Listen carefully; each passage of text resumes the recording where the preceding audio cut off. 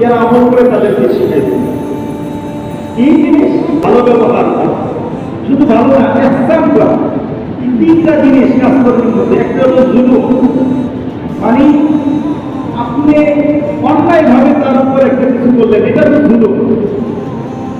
আরেকটা হলো আদল, সমান সমান, উনি যেরকম আচরণ করতেছে আপনি ওরকম করেন, বদলা দিবেন।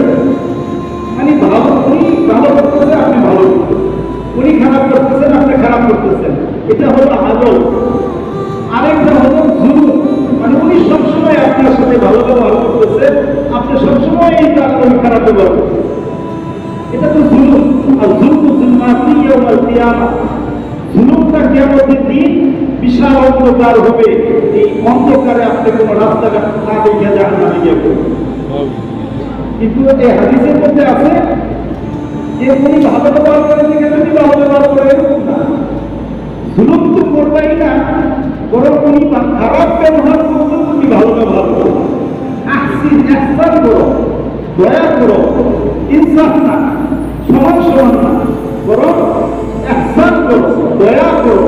উনি খারাপ আচরণ করতেছে তারপরে তুমি ভালো ব্যবহার করো, তাহলে তুমি মুসলমান। সমাজের মধ্যে আমরা কয়জন এখন প্রকৃত মুসলমান?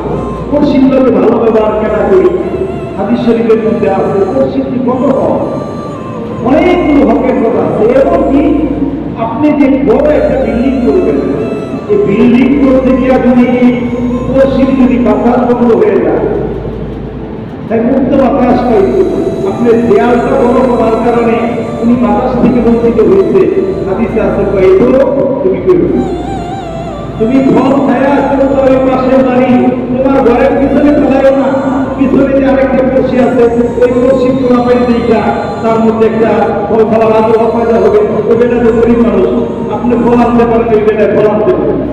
এটা নিষেধ হাদিসের মধ্যে শব্দ আছে যে তোমার এই ফলটা খায়া তুমি চোখ লাটা এমন জায়গায় ফেলাইও না যার দ্বারা তোমার ওই পড়শি বাচ্চা কাচ্চারা দেখতে তাদের মনের মধ্যে এটা খাওয়ার আগ্রহ পয়দা হয়, আপনার বাপ মা এটা চিন্তা দিতে পারতেছে।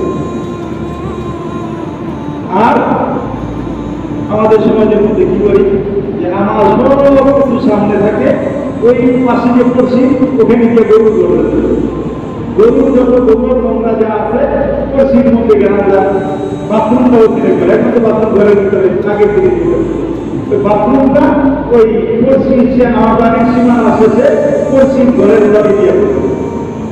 কারণ এই হাদিসটা রাসূল সাল্লাল্লাহু আলাইহি ওয়াসাল্লাম বলছেন যে ৩ নম্বরে তুমি নিজেও কষ্ট করো, আমল করো, অন্যকে এটা পৌঁছে দিও যেন আমল করো।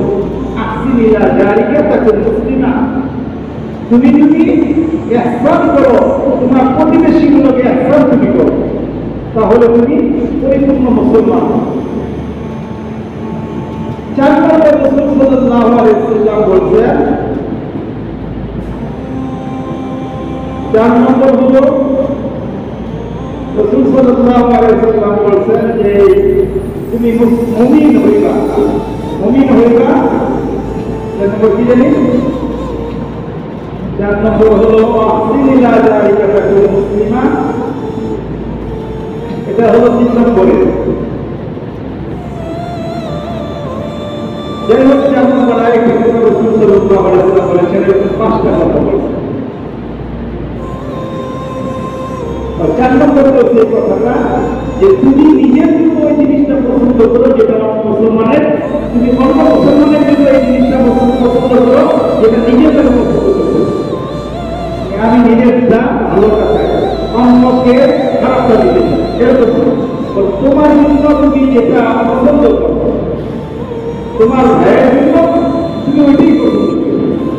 মানে অর্থাৎ আপনি, আমি যদি একজন আমাকে একটা জিনিস কিনতে দিল, ভাই এই জিনিসটা বাজার করছি না, আমি কি করলাম, আমি আনলাম, আমি একবারে নামছে একটু লসের মধ্যে পালাই, আমি নিজের জন্য ওই জিনিসটা কিনতে যে কোয়ালিটির কিনতাম ওরকম ভালো কোয়ালিটি কিন্তু আসবে না।